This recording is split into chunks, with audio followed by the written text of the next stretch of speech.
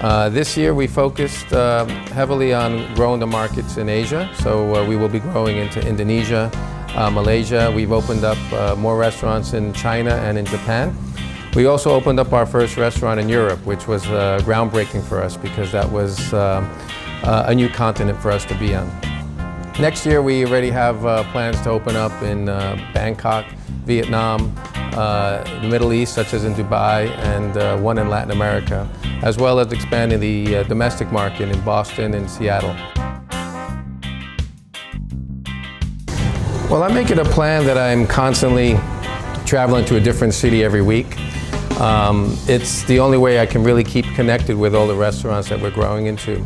It used to be that I would try to show up to restaurants once a quarter, but now that we've grown to 24 and by the end of the year we'll have 30, I have to try to do it just one every week. So that's how I really keep connected, and I keep in contact with every single restaurant that we have in our global network.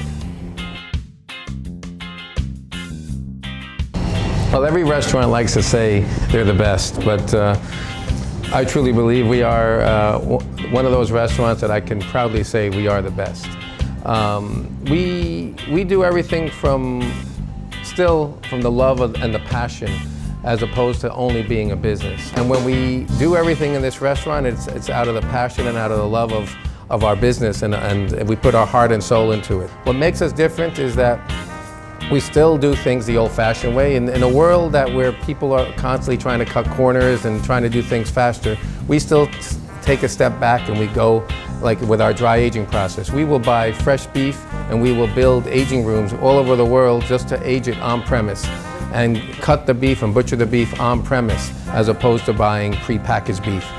We as an owner and me as the president of the company, I travel to each one of the locations constantly. I don't pass that on to somebody else, and I want to make sure that the restaurant that has the name of my father on every door of everywhere in the world is represented in the way that we want it to be. So it's all, again, high quality, high service, best that we could possibly offer our clientele.